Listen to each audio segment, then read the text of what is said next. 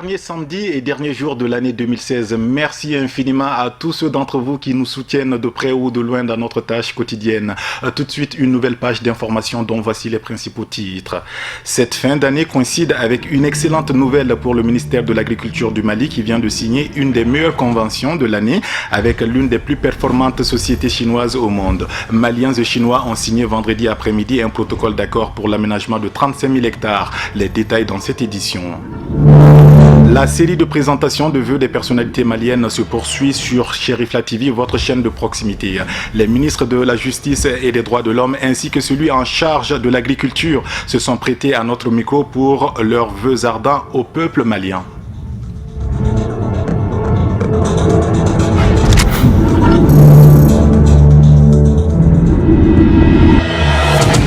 Nous sommes le samedi 31 décembre 2016. Bonjour, bonsoir mesdames et messieurs. Bienvenue à vous qui venez de nous rejoindre dans cette nouvelle édition d'information sur Cherifla TV. Le décollage de l'économie malienne repose en grande partie sur la mécanisation de l'agriculture, véritable vecteur de la croissance. 2016 se termine sur des notes d'espoir et de concrétisation de projets dans ce domaine. Le gouvernement du Mali vient de signer un colossal protocole d'accord avec l'une des plus puissantes entreprises chinoises pour l'aménagement de 35 000 hectares agricole dans la zone office du Niger. La cérémonie sobre de signature a eu lieu vendredi 30 décembre à la cité administrative entre le ministre de l'Agriculture malien et le directeur général de la société chinoise China Railway No. 9 Group Limited. Reportage. La vision des autorités maliennes se concrétise davantage avec la signature de cet important protocole d'accord entre le département de l'agriculture et le groupe chinois China Rail No. 9 Limited pour l'aménagement de 35 000 hectares dans la zone office du Niger.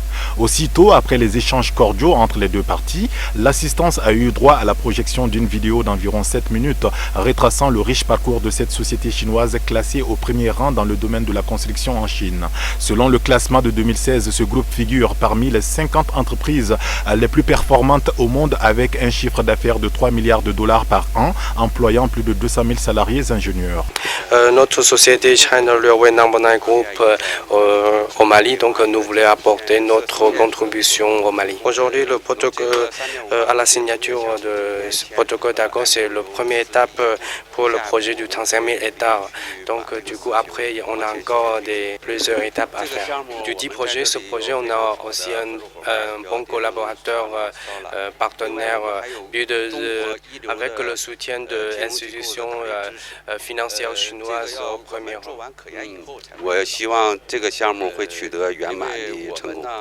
Nous espérons que le projet sera réalisé avec un grand succès. Implanté déjà dans les pays comme l'Arabie Saoudite, la Bolivie, l'Équateur, la Malaisie et la RDC pour la zone Afrique, c'est désormais au Mali que China Railway No. 9 Limited veut apporter toute son expertise avérée. Elle couvre un champ d'activité aussi large que varié, en allant du domaine des chemins de fer, des routes, de la construction des logements sociaux, des travaux hydrauliques et hydroélectriques jusqu'à l'aménagement des surfaces agricoles, d'où son intervention dans notre pays. Cet accord a été scellé grâce à un partenariat fécond de plusieurs années entre cette entreprise chinoise et une dynamique société malienne IB Group de Jawara Builders qui s'active et s'illustre éloquemment dans bien des domaines au Mali. Notre partenaire China Railway est un très grand groupe chinois qui fait plus de 3 milliards de chiffre d'affaires. C'est un partenaire fiable. Il faudrait, pour ce type de partenariat-là, s'entourer de partenaires fiables, aussi bien techniques que financiers. Ces partenaires financiers que nous avons, c'est Sinosure, qui est l'agence de garantie chinoise, qui nous soutient fortement dans ce type de projet. Et nous avons aussi des institutions financières comme China Construction Bank, qui sont motivées par ce type de projet, qui nous accompagneront pour la réalisation de ce type de projet. Donc nous, en tant que Maliens, notre enjeu, notre intérêt, c'est de faire en sorte que sur les 60 milliards promis à l'Afrique, le Mali ait sa part. L'Office du Niger dispose d'un potentiel irrigable de 960 000 hectares sur lesquels près de 200 000 seulement sont exploités. Cette grande expertise chinoise vient donc renforcer la capacité des grandes réformes déjà engagées selon le ministre de l'Agriculture. À l'heure des grands défis pour notre pays, il nous faut garder confiance en nos forces et en nos atouts. Nous rassembler et faire vivre l'unité nationale pour construire un Mali plus sûr, plus serein et plus prospère. En tout cas, c'est en cela que nous travaillons.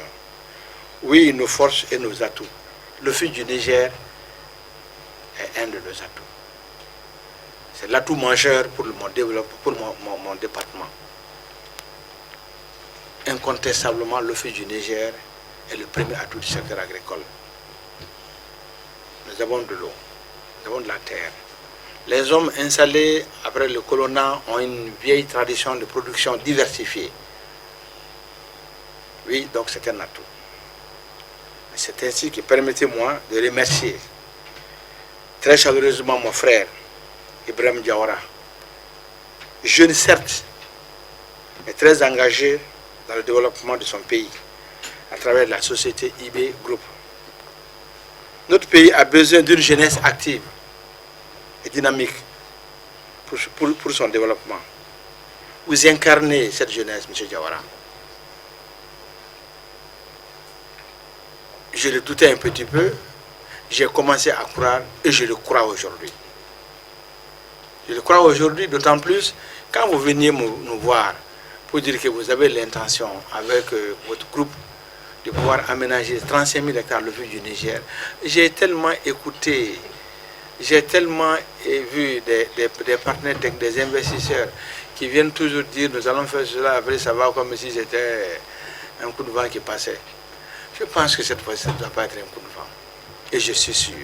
C'est pourquoi vous incarnez cette jeunesse dont le modèle va faire prévaloir à travers le pays.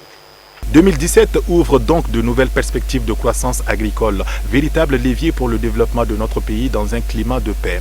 Les travaux entreront en début d'année dans leur phase d'exécution pour le plus grand bonheur de nos concitoyens. Lancement officiel de la 4e phase du projet d'appui à la filière laitière périurbaine Mali, PAFLAPOM 4, destiné à la première région du Mali, Kaï. L'événement a réuni l'ensemble des acteurs principaux de la filière lait du district et de certaines régions comme Koulikoro, Ségou et Sikasso. C'était vendredi 30 décembre au laboratoire central vétérinaire de Sotuba, en commune 1 du district de Bamako.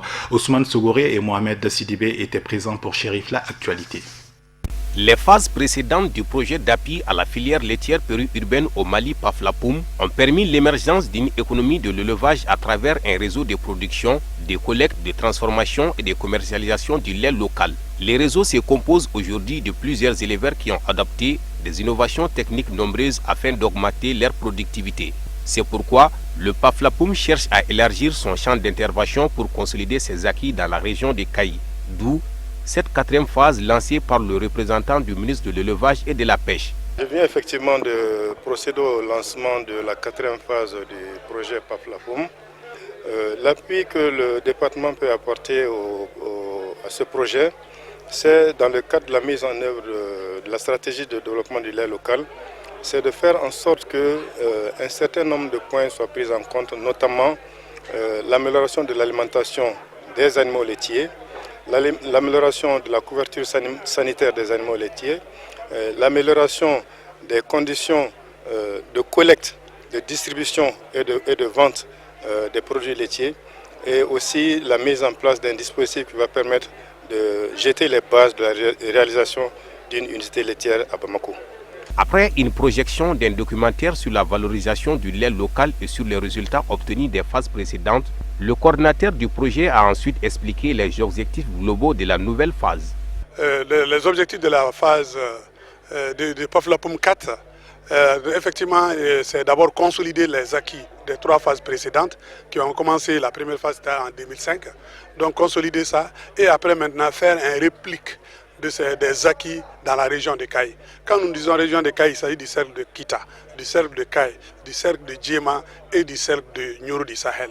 Mais ceci dit, ce n'est pas que ces cercles seulement. Nous sommes très ouverts, mais ça, c'est les dynamiques que nous avons identifiées au cours de nos tournées, de nos visites dans cette région. Donc, on est très ouverts par rapport à tout ce qui est valorisation du lait local. Et le 3e défi, c'est la mise en place d'une unité laitière qui réponde aux normes internationales. Parce que la meilleure présentation du produit fait que nos produits, maintenant, ça nous valorise. Donc, quand nous disons aussi une unité laitière qui répond aux normes, il s'agit que cette unité soit portée par les producteurs de lait, que ça soit porté par les revendeurs de lait. Nous ne voulons pas, par exemple, qu'un opérateur économique vienne seulement installer. Il va commencer avec le lait local. Nous avons cette expérience et après, vite, il va tourner dans le lait en poudre. Tandis que nous, notre combat aujourd'hui, c'est de réduire la facture lait et produits laitiers importés.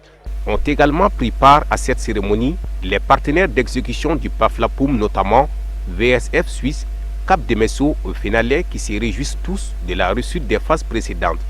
Ok, je disais que si nous parlons des phases successives d'un projet, c'est que les premières ont réussi.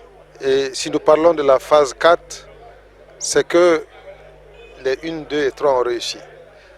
C'est PAFLAPOUM 4 que nous appuyons en tant que VSF Suisse. C'est toujours basé sur la responsabilisation des acteurs.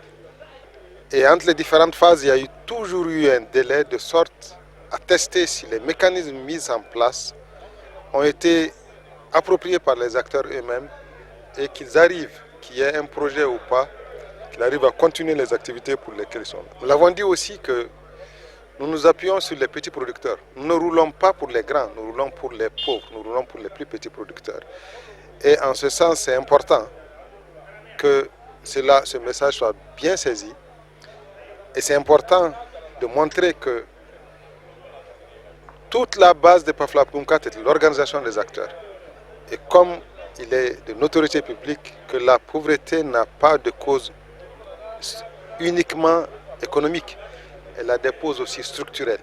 Rappelons que 2 jours avant ce lancement, la délégation kaïsienne a eu droit à des visites de terrain dans les parcs et laiteries de Kassela et Ouelessebougou, des localités reconnues pour leur production en lait local. Et le lancement a pris fin par la dégustation des produits laitiers. Je vous le disais en début d'édition, nous vous proposons aujourd'hui la deuxième séquence consacrée à la présentation de vœux, une interview exclusive du ministre de la Justice, garde des Sceaux, et du ministre de l'Agriculture. L'année qui vient de s'écouler aura été éprouvante pour bon nombre de Maliens et les regards se tournent à présent vers 2017 qui augure tout de même de très belles perspectives dans bien des domaines. Les interventions des ministres seront suivies de celles d'un jeune entrepreneur très actif pour le développement du Mali. 2016 a été une année difficile pour le Mali et pour les Maliens. 2016, c'est une situation qui perdure à quelques endroits du Mali et dans des situations qui sont inacceptables aujourd'hui. Quand des vies humaines sont exposées, quand des personnes ne peuvent pas vaquer librement à leurs activités professionnelles, quand des liens sociaux, familiaux et d'amitié sont rompus, il y a lieu de s'inquiéter. Mon vœu le plus ardent est que 2017, qui va s'ouvrir bientôt, puisse aujourd'hui accompagner la dynamique de paix dans ce pays, la dynamique de réconciliation nationale dans le pays et la dynamique de concorde nationale dans ce pays. L'ensemble des efforts qui sont aujourd'hui déployés aussi bien par le Mali, par les Maliens que par le gouvernement de la République du Mali doivent aller dans ce sens. Bien évidemment, dans cette dynamique, le Mali, les Maliens, le gouvernement de la République du Mali sont aidés par des partenaires du Mali, des amis du Mali, qui aujourd'hui sont mobilisés également pour arriver à la paix dans ce pays. Aux hommes et aux femmes qui se sont retrouvés en dehors du Mali, disloqués dans le Mali ou retournés contre le Mali, doivent prendre conscience aujourd'hui que ce pays est unique. Ce pays est un seul. Ce pays aujourd'hui, dans sa diversité communautaire, dans sa diversité linguistique, dans sa diversité régionale et territoriale, doit rester un et indivisible. Pour ce qui me concerne en tant que ministre de la Justice, c'est le sens de mon engagement. C'est le sens de ma présence au sein d'un gouvernement qui aujourd'hui lui-même est engagé à la croisée des chemins sans doute, mais est engagé, fortement engagé aujourd'hui pour faire de ce Mali aujourd'hui un havre de paix. L'effort des uns et des autres est nécessaire pour y arriver et la communauté nationale doit simplement prendre conscience aujourd'hui que ce pays ne peut pas se faire sans nous, sans les Maliens, et que l'aide et la participation des autres ne peuvent venir que subsidiairement et en complément. Bien évidemment, nous allons traverser encore des moments difficiles pour cette année nouvelle. Des moments difficiles où on a besoin aujourd'hui de plus de justice dans ce pays. On a besoin de comprendre aujourd'hui que la loi nationale s'applique indistinctement à tous les Maliens. Et on a besoin aujourd'hui que le principe de l'égalité de tous devant la loi nous oblige également à supporter les charges de la loi. Il n'y a pas de Maliens plus importants les uns que les autres.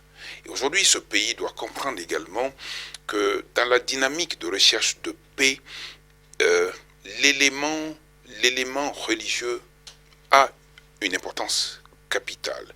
Et c'est pour cela qu'il faut aussi saluer les communautés religieuses, quelles qu'elles soient. Il faut aussi saluer les communautés traditionnelles, quelles qu'elles soient.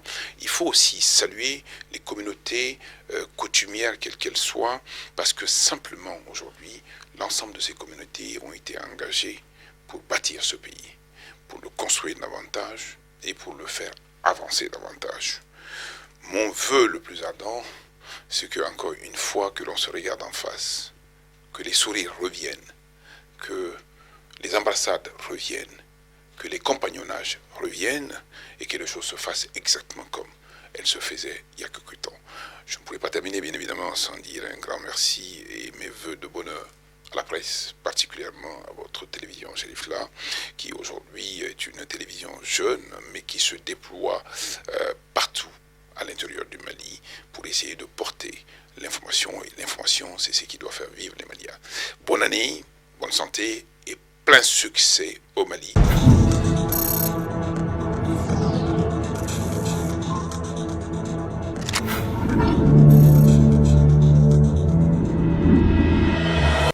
Je voudrais tout d'abord remercier Chérifla d'avoir eu cette initiative. L'opportunité pour moi de m'adresser à la population malienne, hommes et femmes. Au sujet du nouvel an, nous sommes très heureux de présenter à tous les Maliens, à toutes les Maliennes, nos vœux les meilleurs au titre de la nouvelle année qui s'annonce. Mais particulièrement au monde rural, les agriculteurs, les éleveurs, les pêcheurs et les artisans forestiers. Parce que ce vœu, nous le dédions à ce monde, parce que c'est un monde laborieux, c'est un monde auquel nous croyons beaucoup, et c'est un monde avec lequel nous sommes en train de relever les grands défis pour la nourriture pour notre pays. Et Dieu faisant bien les choses, l'année 2016 qui vient de s'écouler a été une année prolifique pour notre pays. Dieu nous a gratifiés d'une bonne pluviométrie, les récoltes s'annoncent très bonnes, et grâce à tous les efforts que le président de la République n'a cessé de déployer pour que notre agriculture puisse être compétitive, moderne et exportateur net de céréales et être un rendez-vous du grenier de l'Afrique de l'Ouest.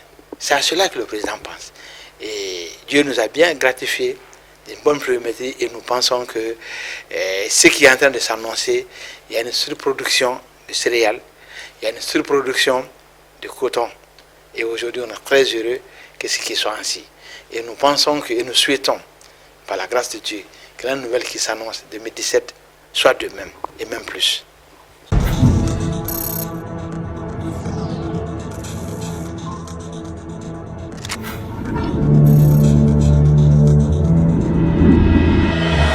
Alors, je profite de mon micro pour présenter mes vœux le meilleur pour 2017.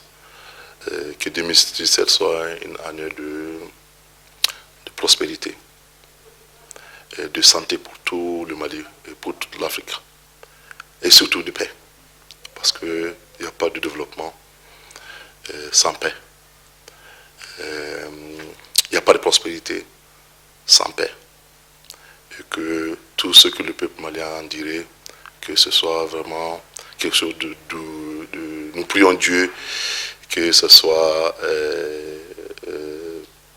derrière nous et qu'on souhaite que nous nous retrouvons autour de ce qui est l'essentiel sur le Mali pour que nous puissions avancer main dans la main, le nord, le sud, l'ouest en l'ouest.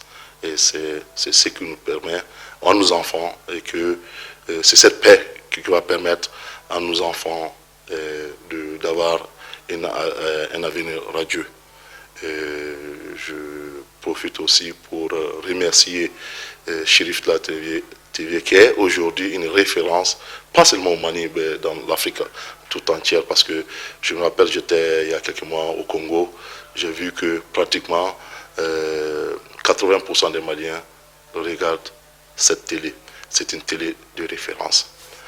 Et je vous Je profite de cette occasion pour souhaiter à la chaîne plein succès, une bonne et heureuse année 2017 pour Chérif La TV aussi et à vous aussi. Merci beaucoup.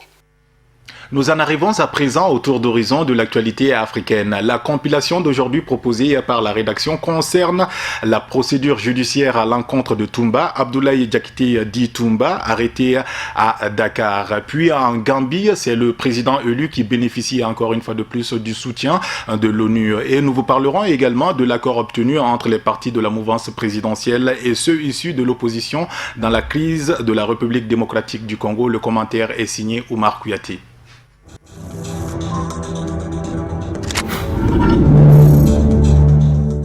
À Dakar, l'avocat du militaire guinéen Aboubacar Diakité dit Toumba a déposé vendredi 30 décembre une demande de mise en liberté de son client pour vice de procédure.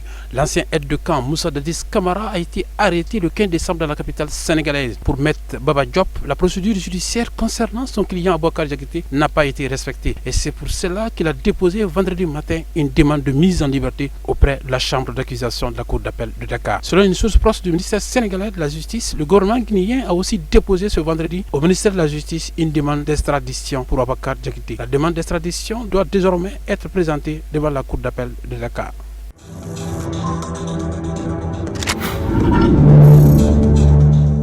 C'est un soutien de plus que vient de recevoir Adama Barrow, une pression supplémentaire qui pèse sur Yahya Jammeh après avoir reçu l'appui de nombreux présidents et d'institutions, surtout autour de Ban Ki-moon, de féliciter Barrow pour sa victoire à l'élection présidentielle du 1er décembre dernier. Dans un communiqué, le secrétaire général de l'ONU affirme que les Nations Unies soutiennent pleinement les décisions de la communauté économique des États de l'Afrique de l'Ouest du 17 décembre. Un soutien de taille donc pour Barrow qui tente de faire accepter à Yahya Jammeh sa défaite. Le président sortant refuse toujours de céder sa place.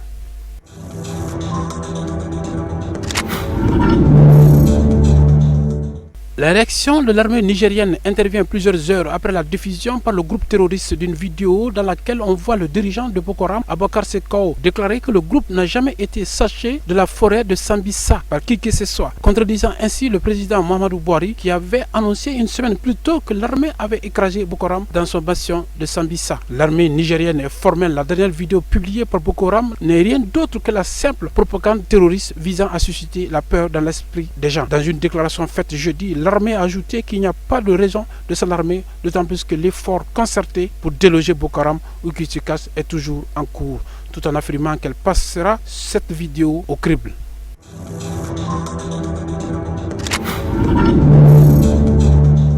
Selon la médiation de la CENCO, tous les obstacles sont levés, les différentes parties sont arrivées à un compromis politique. L'accord devrait être signé ce samedi 31 décembre.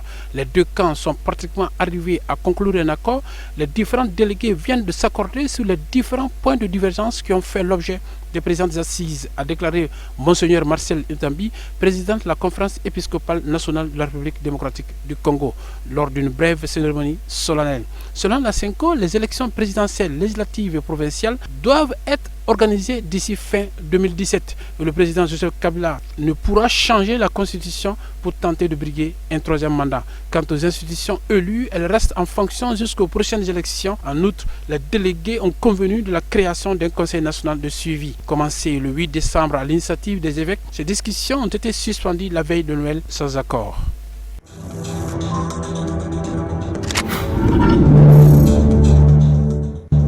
Le premier opérateur global de téléphonie mobile au Mali vient encore une fois de plus de respecter la tradition en célébrant le départ à la retraite de quelques-uns de ses employés. La Sotelma Malitel, entreprise citoyenne, a organisé vendredi dernier une cérémonie à l'occasion du départ à la retraite de 18 de ses employés. Une cérémonie qui s'est déroulée sous la présidence de M. Samba Coulibaly, responsable du centre environnement de Sotelma Malitel, qui se trouve être également le président de la commission de gestion de Chérif La TV. Amadou Kamara et Fatoumata Doumbia étaient présents pour cette cérémonie.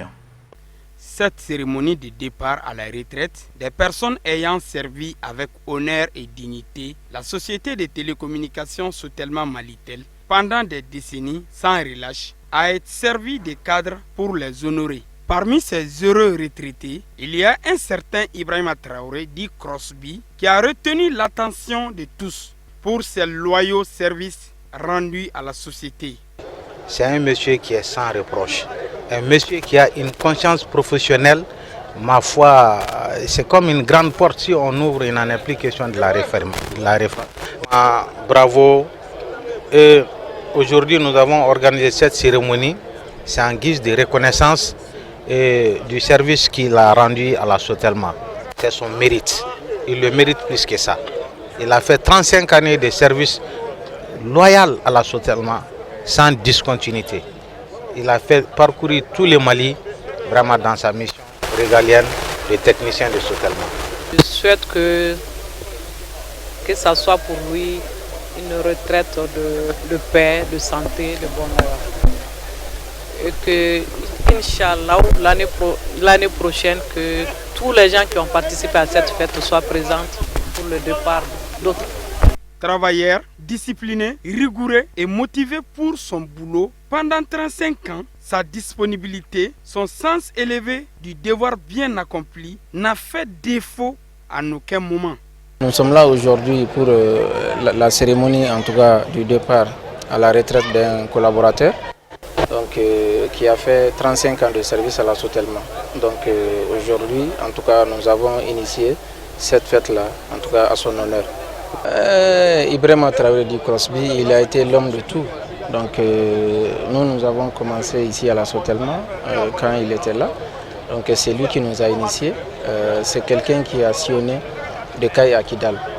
Donc, son travail c'était effectivement non seulement le dépannage, l'installation, la mise en service, les réceptions de tous les équipements dans le domaine de l'énergie et de l'environnement.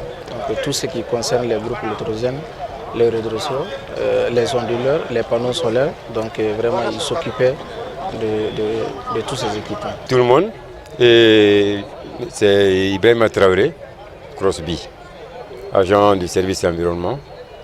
Donc moi je dois aller à la retraite cette année. Vraiment je souhaite la même chose aux autres. Vraiment. Et je les remercie beaucoup pour cette cérémonie. Vraiment je suis très content. Ça m'a beaucoup marqué, vraiment. Ça m'a beaucoup marqué. J'ai été satisfait. Vraiment satisfait.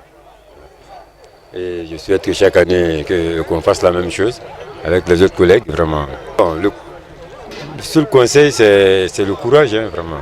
Il faut prendre le courage et puis être conscient de ce que tu fais et puis c'est bon. Non, non, pas du tout. Pas du tout. Je suis très content d'elle, vraiment. Pas de remords. Communément appelé Monsieur Zéro Faute, il a pris sa retraite dans une atmosphère conviviale de joie et de bonheur pour une mission bien accomplie au service de la nation tout entière. Voilà donc, c'est ce qui referme cette dernière édition d'information au titre de l'année 2016. Bien entendu, dès demain, vous allez retrouver la toute première grande édition de la nouvelle année. La commission de gestion, les membres de la commission de gestion de Cherifla TV ainsi que tout le personnel de cette chaîne de télé vous présente les vœux les meilleurs à l'occasion du nouvel an. Que cette année nous apporte la santé, la prospérité, la longévité et surtout que cette année nous apporte la paix. Notre pays a besoin de paix. Excellente suite de programmes sur Cherifla TV et excellente fête de réveillon. À très bientôt, mesdames et messieurs.